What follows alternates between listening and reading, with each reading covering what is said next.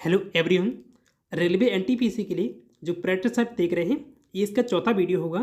तो चलिए शुरू करते हैं आज के इस वीडियो को। पहला क्वेश्चन है, ब्रिटिश साम्राज्य से भारत की स्वतंत्रता के बाद भारत के प्रधानमंत्री जवाहरलाल नेहरू ने, यह खालिस्तान है, की अध्यक्षता में परमाणु विकास कार्यक्रम को मंजूरी दी थी। आंसर है पहला, होमी जे भाभा की अध्यक्षता में मंजूरी दी गई थी। बात करें होमी जे भाभा या होमी जहांगीर भाभा, इनके बारे में जन्म कब हुआ था? 30 अक्टूबर 1909 को बॉम्बे प्रेसिडेंसी में। वे एक पारसी थे, प्रसिद्ध भारतीय परमाणु भौतिकी विज्ञानी थे और उन्हें भारतीय परमाणु कार्यक्रम का जनक कहा जाता है। वे भारतीय परमाणु ऊर्जा आयोग के पहले अध्यक्ष और परमाणु ऊर्जा विभाग के सचिव बने थे। और जो भारतीय परमाणु ऊर्जा आयोग की स्थापना 3 अगस्त 1948 को की गई थी। और होमी जे भाभा को पद्म भूषण मिला है 1954 में। 1985 का असम समझौता 1985 में नई दिल्ली में, यहाँ खालिस्तान है, और AASU all Assam student union के नेताओं के बीच हस्ताक्षरित समझौता ज्ञापन था। तो आंसर है राजीव गांधी तब प्रधानमंत्री थे, उनकी उपस्थिति में ये हस्ताक्षर किए गए थे। आंसर तीसरा है राजीव गांधी। असम समझौता, तो इस पर हस्ताक्षर किए गए थे 15 अगस्त 1985 को नई दिल्ली में। तत्कालीन प्रधानमंत्री राजीव गांधी, उनकी उपस्थिति में किया गया था। अगले वर्ष 1986 में पहली बार नागरिकता अधिनियम में संशोधन किया गया और यह 1979 यानी 1979 में शुरू हुए 6 साल आंदोलन के बाद हुआ था। तो 6 साल ये आंदोलन चला था, उसके बाद हुआ था। नेतृत्व किया था ऑल असम स्टूडेंट यूनियन ने। आंदोलन का मुख्य उद्देश्य था उन सभी अवैध प्रवासियों की पहचान करना और उन्हें वापस भेजना जो ज़्यादातर बांग्लादेश से आए थे। भारतीय संविधान के किस अनुच्छेद में पंचायतों और स्थानीय निकाय शासन से संबंधित प्रावधान शामिल हैं? तो ये अनुच्छेद 243 में दिया गया है। आंसर चौथा है। अनुच्छेद 51A में मौलिक कर्तव्यों का वर्णन किया गया है। अनुच्छेद 21 में जीवन और व्यक्तिगत स्वतंत्रता का अधिकार दिया गया है। अनुच्छेद 270 में करों का वितरण राज्यों के बीच इस आधार पर किया जाएगा कि कौन से राज्य कर राज्य और केंद्र सरकारों के बीच निर्धारित हैं। तो केंद्र और राज्यों के बीच कर से संबंधित है अनुच्छेद 270। निम्नलिखित हस्तियों में से किसे कुष्ठ रोग उन्मूलन के क्षेत्र में योगदान के लिए 2018 में गांधी शांति पुरस्कार से सम्मानित किया गया था? तो ये तब मिला था ये पुरस्कार यूही सासाकावा को। और अब बात करें जो करंट में पुरस्कार ये मिला है, तो गांधी शांति पुरस्कार इस साल, देखिए इस साल नहीं, पिछले साल मिला था 2023 में, और ये 2021 के लिए था। तो ये विजेता गीता प्रेस को मिला था। ये वर्तमान में इसकी विजेता है गीता प्रेस। तो 2023 में मिला था। देखिए इस पुरस्कार की जो शुरुआत हुई है वो 1995 में की गई है और इसकी पुरस्कार राशि 1 करोड़ रुपए है, यानी 10 मिलियन रुपए दिए जाते हैं। निम्नलिखित में से कौन सा ग्रेगर मेंडल के वंशानुगत सिद्धांत के अंतर्गत नहीं आता है? तो जो ग्रेगर मेंडल ने नियम दिए थे वो मुख्यतः 3 नियम दिए थे वंशानुगत से संबंधित। तो पहला था पृथक्करण का सिद्धांत और प्रभुत्व का सिद्धांत और स्वतंत्र वर्गीकरण का सिद्धांत। लेकिन जो बायोपिक सिद्धांत है ये कोई वैज्ञानिक सिद्धांत नहीं है। तो आंसर इसका चौथा सही है। बायोपिक सिद्धांत ये ग्रेगर मेंडल ने नहीं दिया है। ग्रेगर जोहान मेंडल, उनका संबंधित देश है ऑस्ट्रेलिया। प्रसिद्ध किसके लिए हैं? तो आधुनिक आनुवंशिकी विज्ञान के संस्थापक कहा जाता है उन्हें, और या आनुवंशिकता का पिता भी कहते हैं। 1856 से 1863 के बीच किए गए मेंडल के मटर के पौधे के प्रयोगों ने आनुवंशिकता के कई नियम स्थापित किए हैं। लैंगिक प्रजननशील प्राणियों में समान गुण के वंशाणुओं या जीन्स के कितने प्रतिरूप मौजूद होते हैं? तो आंसर होगा 2। बात करें लैंगिक प्रजनन के बारे में, तो लैंगिक प्रजनन इसके बारे में, तो यौन प्रजनन में 2 अलग अलग कोशिकाएं, जैसे कि शुक्राणु, तो पुरुषों का शुक्राणु और अंडाणु यानी महिलाओं का अंडाणु आपस में मिलते हैं। तो इन कोशिकाओं को युग्मक या गेमेट्स कहा जाता है और इनमें सिर्फ एक गुणसूत्रों का सेट होता है। जब ये मिलती हैं तो एक नई कोशिका बनती है जिसे युग्मज या जाइगोट कहा जाता है। इसमें अब गुणसूत्रों के 2 सेट होते हैं, एक माँ का और एक पिता का। इस तरह नई कोशिका द्विगुणित होती है, जिसका मतलब है कि इसमें 2 गुणसूत्री मौजूद पूरा सेट होता है। वित्त वर्ष 2019-20 में भारत को प्राप्त FDI इक्विटी अंतर्वाह का सर्वाधिक हिस्सा इनमें से किस राष्ट्र से प्राप्त हुआ है? तो ये सिंगापुर से प्राप्त हुआ था तब, और अब भी सिंगापुर पहले स्थान पर है। बात करें अब FDI के बारे में, तो FDI इसका मतलब है प्रत्यक्ष विदेशी निवेश हिंदी में, और इंग्लिश में फॉरेन डायरेक्ट इन्वेस्टमेंट इसका मतलब होता है, फुल फॉर्म है इसका FDI का। और ये तब होता है जब कोई विदेशी कंपनी या व्यक्ति किसी दूसरे देश में स्थित कंपनी में निवेश करता है, जैसे कि उस देश की कंपनी में पैसा लगाना और उसमें हिस्सेदारी खरीदना। बात करें अब FDI में पहले स्थान पर कौन सा देश रहा है, जो ये जून 2024 की रिपोर्ट है, तो भारत को सर्वाधिक जो FDI मिला है वो सिंगापुर देश से मिला है, और दूसरे स्थान पर है मॉरिशस, तीसरे पर अमेरिका है। बात करें अब FDI किस राज्य को सबसे ज़्यादा मिला है भारत में, तो शीर्ष पर रहा है महाराष्ट्र, उसके बाद है दूसरे स्थान पर कर्नाटक राज्य, दूसरे नंबर पर है, तीसरे पर है दिल्ली। बाणभट्ट किस राजा के दरबारी कवि थे? आंसर होगा हर्षवर्धन के दरबारी कवि थे। बात करें बाणभट्ट के बारे में, तो बाणभट्ट भारत के 7वीं शताब्दी के संस्कृत गद्य लेखक और कवि थे। वे सम्राट हर्ष के दरबार में आस्थाना कवि थे, जिन्होंने यानी हर्ष ने उत्तर भारत में लगभग 606 से और 647 ईस्वी तक शासन किया। पहले थानेश्वर से, बाद में कान्यकुब्ज से, यानी वर्तमान में कन्नौज से। बाणभट्ट की रचनाओं के बारे में बात करें तो एक है हर्ष चरित्र, जो हर्ष की जीवनी है, और दूसरी है कादम्बरी। ये दुनिया के सबसे पुराने उपन्यासों में से एक है। कादम्बरी उपन्यास खत्म होने से पहले ही बाणभट्ट की मृत्यु हो गई थी, और इसे उनके बेटे भूषण भट्ट हैं, तो भूषण भट्ट ने पूरा किया था। ये दोनों रचनाएं संस्कृत साहित्य के प्रसिद्ध ग्रंथ हैं। अंगूर की खेती या विटीकल्चर अंगूर की खेती का वैज्ञानिक अध्ययन होता है इसमें, विटीकल्चर में। तो इनमें से किस क्षेत्र की विशेषता है? आंसर है भूमध्य सागरीय क्षेत्र। देखिए, जो अंगूर की खेती है ऑस्ट्रेलिया और जो उत्तर कैलिफोर्निया और ऑस्ट्रेलिया और ऑस्ट्रिया इन सब में पाई जाती है, लेकिन ये इसकी विशेषता पूछी गई है, तो ये भूमध्य सागरीय क्षेत्र की विशेषता है। बात करें अब अंगूर की खेती के बारे में, तो इसका वैज्ञानिक अध्ययन होता है विटीकल्चर।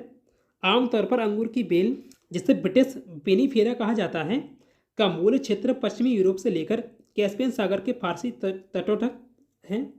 हालांकि अंगूर की बेल ने विभिन्न जलवायु परिस्थितियों के साथ अच्छी तरह से अनुकूलन कर लिया है, इसलिए अंटार्कटिका को छोड़कर दुनिया के लगभग हर महाद्वीप में उगाई जा सकती है। जनवरी 2021 तक प्राप्त जानकारी के अनुसार भारत में यूनेस्को विश्व विरासत स्थलों की संख्या कितनी है? तो तब पूछा गया था, तब 38 थे, लेकिन अभी वर्तमान में 43 हैं, और 43वां जो विश्व धरोहर स्थल बना है वो मोइदम्स है। भारत के कुल विश्व धरोहर स्थलों की संख्या 43 है। 43वां मोइदम्स बना है, जो अहिम राजवंश की टीला दफन प्रणाली है, और ये असम में स्थित है। 2024 में इसे शामिल किया गया है।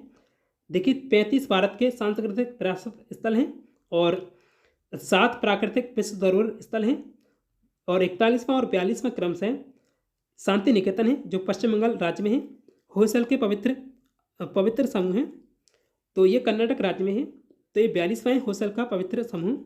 ये 2023 में शामिल किए गए थे, क्योंकि ये काफ़ी नए शामिल किए गए, तो इसलिए याद रखने लायक हैं।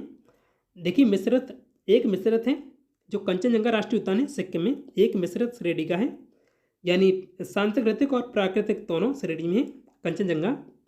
सरवड़ बेलगोला में स्थित गोमतेश्वर की मूर्ति किस सामग्री से बनी है? आंसर है ग्रेनाइट की बनी है, ग्रेनाइट सामग्री से। बात करें गोमतेश्वर मूर्ति के बारे में, तो स्थित कहाँ पर है?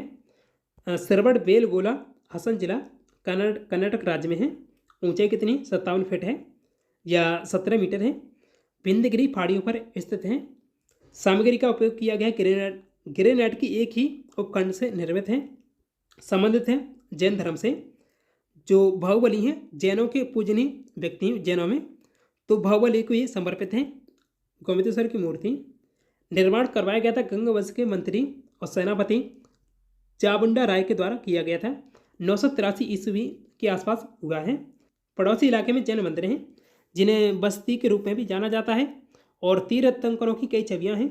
विंध्यगिरि पहाड़ियाँ सरवड़ बेलगोला की 2 पहाड़ियों में से एक हैं, और दूसरी पहाड़ी है इसकी जो सरवड़ बेलगोला की, तो वो चंद्रगिरी है, जो कई प्राचीन जैन केंद्रों का केंद्र है। निम्नलिखित में से किसे 1938 और 1939 में भारतीय राष्ट्रीय कांग्रेस के अध्यक्ष के रूप में निर्वाचित किया गया था? तो आंसर हुआ सुभाष चंद्र बोस को निर्वाचित किया गया था। बात करें अब सुभाष चंद्र बोस के बारे में, तो उनका जन्म हुआ था 23 जनवरी 1897 में कटक उड़ीसा में। मृत्यु 18 अगस्त 1945 को ताइहोकू, ये अब ताइपे कहा जाता है जिसे, जापान ताइवान में। सुभाष चंद्र बोस के लिए नेताजी उपाधि का पहली बार इस्तेमाल 1942 की शुरुआत में जर्मनी में ही किया गया था। जर्मनी में भारतीय राष्ट्रीय सेना के दूसरे कमांडर बने थे, जो 1943 से लेकर 1945 तक रहे थे। और भारतीय राष्ट्रीय सेना की स्थापना की थी मोहन सिंह ने 1942 में। अखिल भारतीय फॉरवर्ड ब्लॉक के अध्यक्ष रहे थे 1939 से लेकर 1941 तक। और अखिल भारतीय फॉरवर्ड ब्लॉक की स्थापना सुभाष चंद्र बोस जी के द्वारा ही की गई थी। भारतीय राष्ट्रीय कांग्रेस के अध्यक्ष बने थे 1938 से लेकर 1939 तक। जीवन साथी थी उनकी एमिली सेंकल। इनमें से किस प्रकार के अंगों की बुनियादी संरचना एवं उत्पत्ति समान होती है, किंतु उनके कार्य भिन्न होते हैं? तो इसे कहा जाता है समजात या होमोलोगस। तो आंसर इसका दूसरा है समजात। बात करें समजात के बारे में, तो समजात उन्हें कहा जाता है जिनके जो अग्रपाद होते हैं समान होते हैं। देखिए, अग्रपाद उन्हें कहा जाता है जो शरीर के सामने वाले अंग होते हैं, उन्हें कहा जाता है अग्रपाद। जैसे हमारे जो मनुष्यों में होता है, तो हमारा अग्रपाद हमारा हाथ होता है, कंधे से लेकर हाथ तक, इसे अग्रपाद कहा जाता है। ये चीज़ों को पकड़ने के लिए या और गतिविधियों के लिए इसका इस्तेमाल होता है। बात करें चमगादड़ और पक्षियों के पंखों के बारे में, तो इनका कार्य उड़ने के लिए होता है, इनका इस्तेमाल होता है उड़ने में। लेकिन अग्रपाद समान है, लेकिन कार्य इनका अलग अलग है। तो यहाँ समजात की बात ऐसे की गई है। व्हेल के अगले फ्लिपर्स हैं, ये पानी में तैरने के लिए इनका इस्तेमाल होता है। और कुत्तों और मगरमच्छ के पैर ये चलने के लिए होते हैं। तो अगला क्वेश्चन यहाँ पर ये मैथ का है। यदि एक समद्विबाहु समकोण त्रिभुज के कर्ण का माप 8 सेंटीमीटर है, तो त्रिभुज का क्षेत्रफल ज्ञात करना है। देखिए, समद्विबाहु त्रिभुज वो होता है जो जिसकी दो भुजाएं समान होती हैं आपस में, यानी ये ए है और ये एक बी है, ये दोनों ए हैं आपस में। लेकिन यहाँ बात की गई समद्विबाहु समकोण त्रिभुज के बारे में, तो ये इसकी दो भुजाएं समान होती हैं, वो होता है ऐसे ही है, इसकी दो भुजाएं समान होती हैं आपस में, और जो तीसरी भुजा है वो अलग होती है। लेकिन यहाँ पर 90 इन दोनों भुजाओं के बीच 90 डिग्री का कोण बनता है। तो यहाँ दिया गया है कर्ण। देखिए, इन दोनों के फॉर्मूले भी अलग अलग होते हैं। तो यहाँ बात की गई समद्विबाहु समकोण त्रिभुज के बारे में। तो देखिए, समद्विबाहु समकोण त्रिभुज का क्षेत्रफल अगर निकालना है जब कर्ण दिया हुआ है तब, तो यह होगा, या इसका क्षेत्रफल निकालेंगे यानी एरिया, तो बराबर में आएगा कर्ण का स्क्वायर, या कर्ण का स्क्वायर होगा, अभी लिख रहा हूँ, कर्ण का स्क्वायर होगा बट्टे 4। तो यहाँ 8 का स्क्वायर होगा 64, यहाँ 8 रखेंगे तो 64 हो गया बट्टे 4। तो 4 से 4 बार यहाँ आ गया 16। तो इसका क्षेत्रफल होगा 16 सेंटीमीटर में, वर्ग सेंटीमीटर में होता है क्षेत्रफल। तो आंसर इसका पहला है 16 वर्ग सेंटीमीटर। दिए गए विकल्पों में से उस संख्या का चयन कीजिए जो निम्नलिखित श्रेणी में प्रश्न चिन्ह के स्थान पर आ सकता है या आ सकती है। देखिए, यहाँ संख्या लिखते हैं 5, 18, 39, 64 और 105 ये दिया हुआ है। यहाँ पर अगर 2 का वर्ग करेंगे तो आएगा 4, और इसमें 1 जोड़ेंगे तो आ जाएगा 5। और दूसरा है, यहाँ पर अगर 4 का वर्ग करेंगे तो आएगा 4 का वर्ग 16 और प्लस 2, या इसमें 2 जोड़ेंगे। अगली श्रेणी है, यहाँ होगा 6 का वर्ग और यहाँ इसमें 3 जोड़ेंगे। ऐसे ही इसमें ये यहाँ 68 है, तो यहाँ होगा 8 का वर्ग और प्लस में होगा, या 3 हुआ है या 4 हुआ है, या 4 होगा तो आएगा 68। और यहाँ है 105। अगर 10 का वर्ग करेंगे, 10 का वर्ग होगा तो 10 का वर्ग आएगा 100, और 100 में अगर 5 जोड़ेंगे तो ये हो गया 105। ऐसे अगली श्रृंखला में अब 1 से 5 तक यहाँ तक हमने कर लिया है। अब देखिए यहाँ कितना डिफरेंस है। यहाँ 2 से 4 हुआ है, फिर 4 से 6, 6 से 8, फिर 2 का डिफरेंस आ रहा है सभी में। लेकिन यहाँ एक बढ़ के जुड़ रहा है, यह 1 जुड़ा था और या 2 या 3 या 4 या 5। यह 1 से 5 है और उसके बाद अब यह 10 तक हो गया है, तो उसके बाद आएगी संख्या 12। तो 12 का होगा वर्ग, और जुड़ेंगे कितना इसमें, तो यहाँ 5 जुड़ा था तो अब इसमें जुड़ेगा 6। तो 12 का वर्ग हो गया 144 और प्लस 6। देखिए 144 और प्लस 6 ये हो गया 150। तो आंसर इसका ऐसे बनेगा। आंसर तीसरा सही है 150। उस विकल्प का चयन कीजिए जिसका तीसरे पद के साथ वही संबंध है जो दूसरे पद का पहले पद से है, यानी इन दोनों का आपस में संबंध निकालना है। तो कानून का संबंध है आदेश से, और उसी प्रकार अपराध का संबंध किससे होगा। देखिए कानून के द्वारा आदेश और नियम बनाए जाते हैं या आदेश दिया जाता है कानून के द्वारा। तो जैसे अपराध के परिणामस्वरूप दंड मिलेगा या सजा दी जाएगी। आंसर इसका दूसरा सही है, सजा। 4 शब्द युग्म दिए गए हैं, इनमें से 3 किसी प्रकार समान है जबकि एक असंगत है, तो यह असंगत को चुनना है। कम या ज़्यादा, तो ये उल्टा है, यानी एक दूसरे के विपरीत हैं। दिन और रात ये भी विपरीत है। और मुलायम और नाजुक ये आपस में समान है, ये विपरीत नहीं है। खट्टा मीठा ये भी विपरीत है, तो आंसर इसका यही होगा, मुलायम और नाजुक। तो आंसर इसका दूसरा है, मुलायम और नाजुक। 4 शब्द दिए गए हैं, इनमें से 3 किसी प्रकार से समान है जबकि एक असंगत है, तो यह असंगत चुनना है। देखिए मकड़ी का जाल, बिल, मादा, ये सभी कीट या जानवरों के रहने वाले स्थान हैं, लेकिन जो कुटिया है मानव का रहने का स्थान है। सामान्यतः कुटिया या झोंपड़ी में मनुष्य रहते हैं, तो आंसर इसका चौथा होगा, कुटिया। विश्व की सबसे बड़ी प्रवाल भित्ति कहाँ पाई जाती है। आंसर है ऑस्ट्रेलिया में। बात करें मूंगा चट्टान या प्रवाल भित्ति के बारे में या कोरल रीफ के बारे में, तो प्रवाल भित्ति एक पानी के नीचे का पारिस्थितिकी तंत्र है जो कोरल नामक जीवों से बना होता है।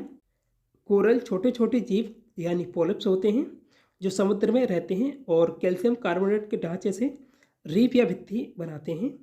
ये कोरल रीफ ज़्यादातर समुद्र के गर्म उथले पानी में पाए जाते हैं और समुद्री जीवन के लिए महत्वपूर्ण आश्रय प्रदान करते हैं। बात करें ग्रेट बैरियर रीफ के बारे में, तो दुनिया की सबसे बड़ी प्रवाल भित्ति ग्रेट बैरियर रीफ है। यह जो पूछा गया था वो है ऑस्ट्रेलिया है, ऑस्ट्रेलिया में ही पाई जाती है। तो यह ऑस्ट्रेलिया के पूर्वी तट पर स्थित है। भारत में इनमें से किस आनुवंशिक रूप से संशोधित या जीएम फसल की कानूनी खेती करने की अनुमति दी गई है। आंसर है बीटी कपास। तो बीटी कपास की ये मंजूरी दी गई है। बात करें बीटी कपास के बारे में, तो बीटी कपास एक आनुवंशिक रूप से संशोधित यानी जीएम या इसका फुल फॉर्म है जेनेटिकली मॉडिफाइड कपास की किस्म है जैसे कीटों से बचाव के लिए खास तौर पर तैयार किया गया है। और इसका नाम बैसिलस थुरिंजेंसिस यानी बीटी नामक जीवाणु से लिया गया है जो प्राकृतिक रूप से कीटनाशक गुणों वाले प्रोटीन या क्राई प्रोटीन का उत्पादन करता है। बीटी कपास में बैसिलस थुरिंजेंसिस जीवाणु के जीन को ट्रांसजीन के रूप में डाला जाता है जो पौधों को कीटनाशक उत्पन्न करने की क्षमता देता है। जब कीट विशेष रूप से लेपिडोप्टेरान जैसे बॉलवर्म कपास के पौधे को खाते हैं तो बीटी प्रोटीन उनकी आंत में घुलकर जहरीला हो जाता है जिससे उनकी मृत्यु हो जाती है। इसका असर केवल कुछ खास प्रकार के कीटों पर ही होता है। मनुष्यों या अन्य गैर लक्षित जीवों पर इसका कोई असर नहीं होता है। बीटी कपास को पहली बार 1993 में संयुक्त राज्य अमेरिका में परीक्षण के लिए मंजूरी दी गई थी। 1995 में व्यावसायिक रूप से उपयोग के लिए स्वीकृत किया गया था और भारत ने बीटी कपास को 2002 में मोनासेंटो और माइको की साझेदारी से इसे पेश किया था। 2014 तक भारत दुनिया का सबसे बड़ा कपास और जीएम कपास उत्पादक बन गया था। कान्हा टाइगर रिजर्व कहाँ स्थित है। आंसर होगा मध्य प्रदेश राज्य में। और बात करें कान्हा टाइगर रिजर्व के बारे में, तो कान्हा टाइगर रिजर्व मध्य प्रदेश राज्य का सबसे बड़ा राष्ट्रीय उद्यान है। वर्तमान कान्हा क्षेत्र 2 संरक्षित क्षेत्रों हालोन और बंजार में विभाजित है। इसका निर्माण हुआ था 1 जून 1955 को। बाघ अभयारण्य से घोषित किया गया था 1973 को और ये मंडला और बालाघाट जिलों में फैला हुआ है। एमपी के ये दोनों जिले हैं। यहाँ कई जंगली जानवर पाए जाते हैं जैसे बंगाल टाइगर, भारतीय तेंदुआ, स्वस्थ भालू, बारहसिंगा और ढोल यानी जंगली कुत्ते।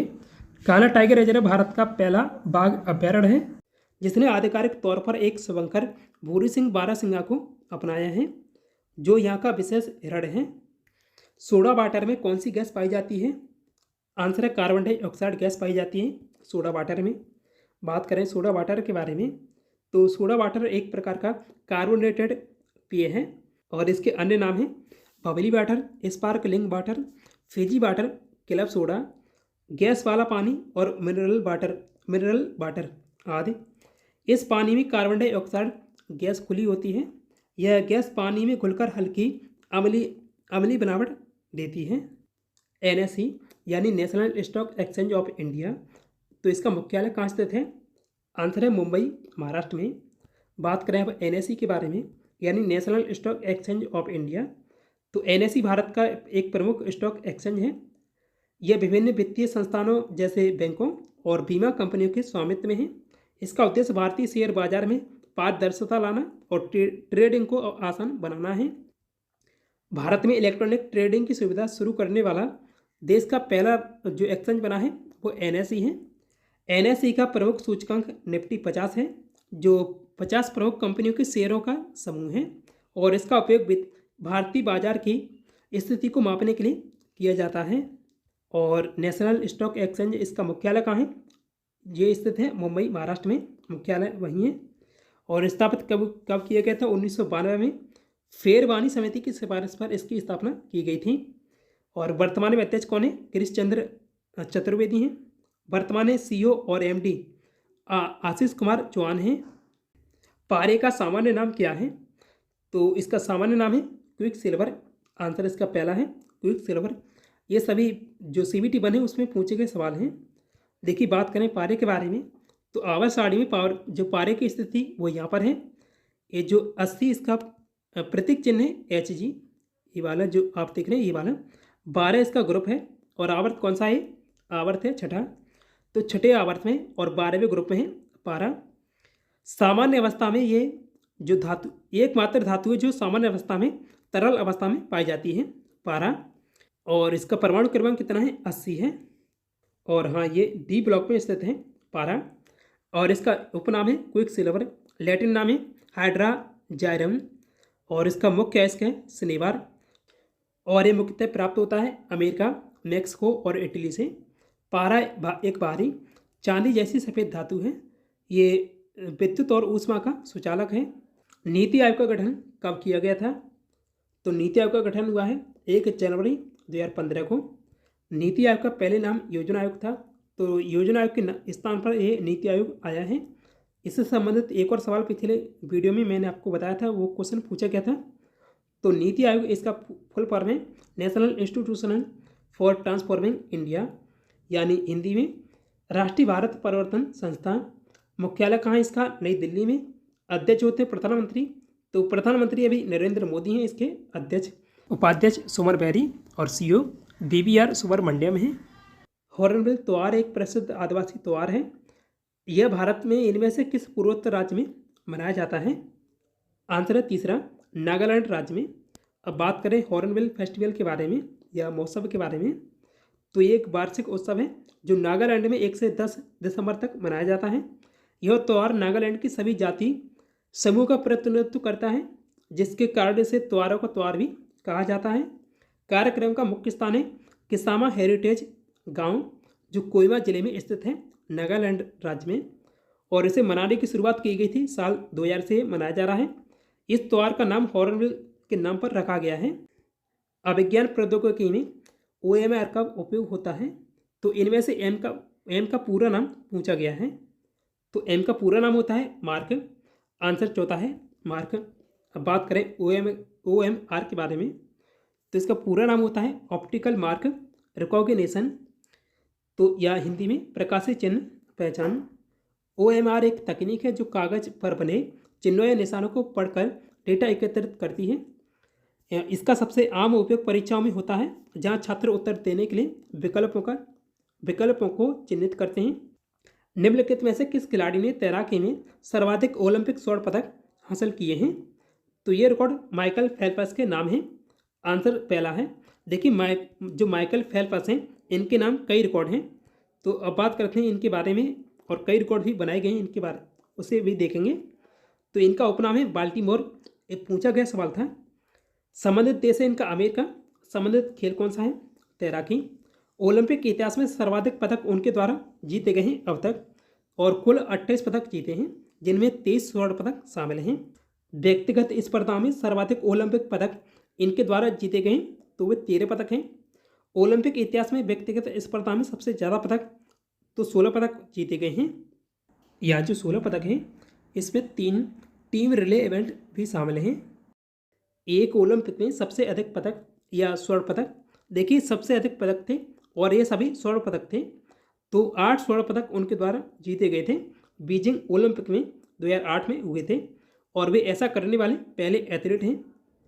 लगातार 4 ओलंपिक में सबसे सफल एथलीट बनने का रिकॉर्ड उनके नाम है। इनमें से कौन सा ग्रह दक्षिणावर्त दिशा में घूमता है? आंसर इसका पहला है शुक्र ग्रह। देखिए सभी ग्रह पश्चिम से पूर्व की ओर घूमते हैं, और ये जो शुक्र है पश्चिम से पूर्व से, ये पूर्व से पश्चिम की ओर घूमता है, तो इसकी दिशा विपरीत है। बात करें शुक्र ग्रह के बारे में, शुक्र ग्रह या वीनस प्लेनेट के बारे में, दूरी के क्रम में सूर्य से दूसरा ग्रह है। दूरी के क्रम में सूर्य से सबसे यानी समीप है वो बुध है, उसके बाद शुक्र है। यह एक स्थलीय सबसे चमकीला और सबसे गर्म ग्रह है शुक्र ग्रह। द्रव्यमान और आकार में जो बराबर है, लगभग पृथ्वी के समान है। यहाँ उपग्रह होगा, तो जो शुक्र ग्रह है उस पर उपग्रहों की संख्या 0 है।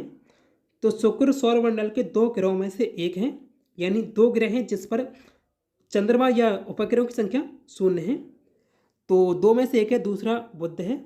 तो बुध पर भी कोई चंद्रमा नहीं है। उपनाम क्या है इसका, यानी शुक्र ग्रह का? तो पृथ्वी की बहन कहा जाता है, या जुड़वा, या सांझ का तारा, या भोर का तारा भी कहते हैं। और डिटेल में देखना चाहते हैं तो आप इसे यहाँ से देख लीजिएगा। पश्चिम बंगाल में मई 2020 में एक चक्रवात आया था, तो यहाँ ये करंट का सवाल पूछा गया था। अभी बात करें जो करंट में तूफान या चक्रवात आए हैं, तो हेलेन तूफान आया था, ये अमेरिका में, अभी इसी साल की बात है। मिचोंग, ये आंध्र प्रदेश और तमिलनाडु इससे प्रभावित रहा था, दिसंबर 2023 में आया था। तूफान सांसान, ये जापान में आया था, प्रशांत महासागर में, जापान इससे प्रभावित रहा था। और तूफान एम्फिल ये भी प्रशांत महासागर में आया था, और इससे भी जापान प्रभावित रहा था। भारत और चीन के बीच स्थित काराकोरम दर्रा नामक पहाड़ी दर्रा इनमें से किसके निकट स्थित है? तो ये लद्दाख में पड़ता है। आंसर होगा कारगिल में। बात करें काराकोरम दर्रा के बारे में, तो काराकोरम दर्रा एक पहाड़ी रास्ता है जो भारत और चीन के बीच स्थित काराकोरम पर्वत श्रृंखला में स्थित है। यह लगभग 5540 मीटर ऊंचाई पर स्थित है। यह दर्रा लद्दाख में लेह और चीन के तारिम बेसिन के यारकंद के बीच पुराने कारवां या व्यापारिक मार्ग पर सबसे ऊंचा बिंदु है। 1942 में किस प्रधानमंत्री के निर्देशानुसार क्रिप्स मिशन भारत आया था? तो 1942 में आया था, और किसके निर्देशानुसार आया था? विंस्टन चर्चिल के निर्देश पर आया था। तो आंसर इसका दूसरा है, विंस्टन चर्चिल। बात करें क्रिप्स मिशन के बारे में, तो 22 मार्च 1942 को ये ब्रिटिश प्रधानमंत्री विंस्टन चर्चिल के द्वारा भेजा गया था भारत में। उद्देश्य था इसका, द्वितीय विश्व युद्ध के दौरान ब्रिटिश सरकार को भारतीय जनता और नेताओं से समर्थन की आवश्यकता। क्रिप्स मिशन का नेतृत्व किया था स्टेफोर्ड क्रिप्स ने।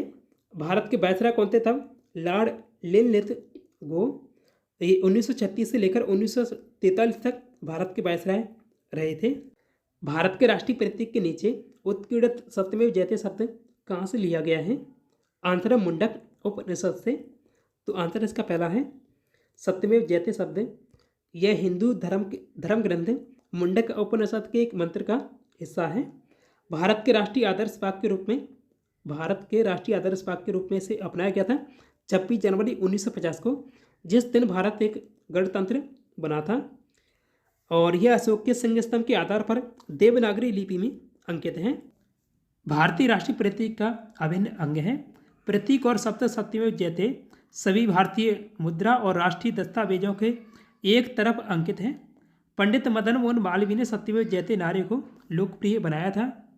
निम्नलिखित में से किसकी कमी से वर्णांतता और कमजोर दृष्टि की समस्या उत्पन्न होती है? देखिए, जो वर्णांतता रोग होता है इसमें लाल और हरा ये पहचानने में गलती होती है, ये ठीक से नहीं दिखाई देता है लाल और हरा रंग। तो ये वर्णांतता का एक वर्णांतता ऐसा रोग है। आंसर इसका दूसरा है, विटामिन ए की कमी से होता है। विटामिन ए इसका रासायनिक नाम है रेटिनॉल और वसा में ये घुलनशील विटामिन है। देखिए, वसा में घुलनशील विटामिन और भी हैं, ए, डी और ई के। ए, डी, ई के ये वसा में घुलनशील विटामिन है। और बी और सी ये जल में घुलनशील विटामिन है। ये एक आवश्यक पोषक तत्व है। आहार स्रोत मछली, डेयरी उत्पाद और मांस आदि। और इसकी कमी से रोग होते हैं रतौंधी यानी नाइट ब्लाइंडनेस, संक्रमणों का खतरा और जीरोपथैलेमिया रोग, यह शुष्काच्छे पाक। देखिए, कच्छ के महान रट के बारे में निम्नलिखित में से कौन सा कथन असत्य है? तो यह एक मीठे पानी की झील है, ये सही है। ये असत्य है, जो पूछा गया असत्य है, तो इसके हिसाब से सही है। यह कच्छ वासियों द्वारा बसाया गया है, ये सही है। यह थार रेगिस्तान में मौजूद एक लवणीय दलदल है। राजहंस बड़ी संख्या में यहाँ आवास के लिए आते हैं, तो ये जो तीनों हैं वो सही हैं। बात करें कच्छ के महान रट के बारे में, तो ये स्थित कहाँ पर है? कच्छ जिला गुजरात में। एक नमक का दलदली क्षेत्र है। थार रेगिस्तान का ये हिस्सा है और इसका आकार लगभग 7,500 वर्ग किलोमीटर है। दुनिया के सबसे बड़े नमक रेगिस्तानों में से एक है। इस क्षेत्र में कच्छी समुदाय के लोग रहते हैं। ग्रेट रड या महान रड और लिटिल रड को मिलाकर, इन दोनों को मिलाकर कच्छ का रड कहा जाता है। उलट बांसी किस भक्त कवि का एक विशिष्ट योगदान है? आंसर होगा कबीर दास जी का ये योगदान है। कबीर दास जी की ये उलट बांसी प्रसिद्ध कविता है। बात करें संत कबीर दास जी के बारे में, तो उनका जन्म कब हुआ था? 1398 ईस्वी में बनारस, जब जौनपुर सल्तनत में हुआ था, और जो वर्तमान में वाराणसी उत्तर प्रदेश में स्थित है। मृत्यु कहाँ हुई थी? मृत्यु हुई थी मगैर दिल्ली सल्तनत में 1518 ईस्वी में, जो वर्तमान में उत्तर प्रदेश राज्य में है। 120 वर्ष की आयु में लगभग उनका निधन हुआ था। कबीर एक प्रसिद्ध भारतीय कवि और संत थे जो अपने आध्यात्मिक ज्ञान और भक्ति के लिए जाने जाते हैं। उनकी प्रसिद्ध कविताएं, जिन्हें साखी, रमैनी, उलट बांसी के रूप में जाना जाता है। कबीर की कविताओं की भाषा सदुक्कड़ी थी, तो ये भाषा आपको याद रखनी है। यहाँ से 1 नंबर में सवाल पूछा जाता है, तो भाषा कौन सी थी? सदुक्कड़ी। बात करें उलट बांसी के बारे में, तो उलट बांसी कबीर की एक विशेष प्रकार की कविता है जिसमें शब्दों और वाक्यों का उल्टा या विपरीत अर्थ होता है। इन कविताओं के माध्यम से कबीर गहरे दार्शनिक और आध्यात्मिक विचार प्रस्तुत करते थे। उस विकल्प का चयन कीजिए जो तीसरे शब्द से उसी प्रकार संबंधित है जिसका दूसरा शब्द पहले से संबंधित है। तो देखिए, हिमाचल की राजधानी धर्मशाला है और महाराष्ट्र की राजधानी मुंबई है। लेकिन देखिए, जो हिमाचल की राजधानी ये धर्मशाला शीतकालीन है और महाराष्ट्र की राजधानी मुंबई है, लेकिन वो ग्रीष्मकालीन है। तो महाराष्ट्र की जो शीतकालीन राजधानी वो नागपुर है। तो आंसर इसका चौथा है नागपुर। सिंह चतुर्मुख स्तंभ या लेवन कैपिटल पिलर कहाँ स्थित है? आंसर इसका पहला है सारनाथ, उत्तर प्रदेश में। बात करें अब अशोक के सिंह स्तंभ के बारे में या अशोक लोन कैपिटल के बारे में, तो वर्तमान में स्थान कहाँ है? सारनाथ, यूपी में। सामग्री बलुआ पत्थर से बनाया गया है। ऊंचाई है 2.1 मीटर या 7 फीट और चौड़ाई 86 सेंटीमीटर है या इंच में 34 इंच है। ये देखिए अशोक के सिंह स्तंभ का चित्र है। ये अबेकस के आकार का व्यास है। निर्माण हुआ था 3री शताब्दी ईसा पूर्व में या 250 ईसा पूर्व में लगभग। सम्राट अशोक के द्वारा इसका निर्माण करवाया गया था। खोजकर्ता कौन है? एफओ ओर्टेल। तो ये खुदाई करता थे। जब खुदाई की गई थी 1904 और 1905 के बीच की गई थी, तब इसकी खोज की गई थी। भारत के इनमें से किस मुगल शासक ने अंग्रेजों को सूरत में अपना पहला कारखाना स्थापित करने की अनुमति दी थी? तो जहांगीर के द्वारा ये अनुमति दी गई थी। आंसर चौथा है। देखिए, जो जहांगीर ने ये अनुमति दी थी तो वो 1613 ईस्वी में दी गई थी। जहांगीर अकबर का उत्तराधिकारी था। इसका मूल नाम था मिर्जा नूर उद्दीन मोहम्मद सलीम अकबर ने सलीम नाम सूफी संत शेख सलीम चिश्ती के नाम पर रखा था इसका नाम। और ये चौथा मुगल सम्राट था जहांगीर। इसकी आत्मकथा है तुझके जहांगीरी या जहांगीरनामा। और जहांगीरनामा की भाषा कौन सी है? फारसी। ये सभी पूछे जाने वाले पॉइंट हैं। तुझके जहांगीरी को पूरा करने का श्रेय दिया जाता है मोतविंद खान को, जो इसमें मोहम्मद हादी ने भी इसे लिखा है। तो 3 लोगों ने इसे लिखा है, जहांगीर, मोतविंद खान और मोहम्मद हादी। जहांगीर के समय को चित्रकला का स्वर्णयुग कहा जाता है। यूरोपीय यात्री आए थे इसके समय, कैप्टन हॉकिंस। तो कैप्टन हॉकिंस 1608 में आया था। और थॉमस रो या 1615 होगा, तो 1615 में आया था थॉमस रो। तो कैप्टन हॉकिंस जहांगीर के यहाँ आने वाला पहला यूरोपीय था। उसके बाद थॉमस रो आया था। उसके बाद विलियम फिंच और एडवर्ड टेडी ये प्रमुख यूरोपीय आए थे। भारी जल शब्द निम्न में से किससे संबंधित है? तो आंसरों का तीसरा, नाभिकीय शक्ति उत्पादन संयंत्र से। बात करें भारी जल या हैवी वाटर के बारे में, तो भारी जल को ड्यूटेरियम ऑक्साइड और इसका रासायनिक सूत्र है D2O भी कहा जाता है। यह सामान्य पानी जैसा ही होता है, लेकिन इसमें हाइड्रोजन के एक विशेष प्रकार का इस्तेमाल होता है, जिसे ड्यूटेरियम यानी H2H कहा जाता है। सामान्य पानी में हाइड्रोजन प्रकार प्रोटियम है, जबकि भारी पानी में ड्यूटेरियम होता है। भारी पानी की खोज यूरे और बासवॉर्न ने 1932 में की थी। और ये जमता है 3.8 डिग्री पर जम जाता है, डिग्री सेल्सियस पर। भारी जल का संबंध नाभिकीय शक्ति उत्पादन संयंत्र से है। नाभिकीय रिएक्टरों में भारी जल का उपयोग न्यूट्रॉन मॉडरेटर और कूलेंट के रूप में किया जाता है। यह न्यूट्रॉन को धीमा करने में मदद करता है, ताकि वे यूरेनियम 35 जैसे नाभिकीय ईंधन को विभाजित करने के लिए अधिक प्रभावी बन सकें, जिससे ऊर्जा उत्पन्न होती है। तो दोस्तों, आज की इस वीडियो में इतना ही। पिछली वीडियो में आपसे पूछा गया था कि विजय स्तंभ निम्न में से कहाँ स्थित है? तो आंसर होगा दूसरा, चित्तौड़गढ़ राजस्थान में है विजय स्तंभ। आज के लिए आपका टेस्ट क्वेश्चन है, इनमें से कौन सा दिवस 8 मई को नहीं मनाया जाता है?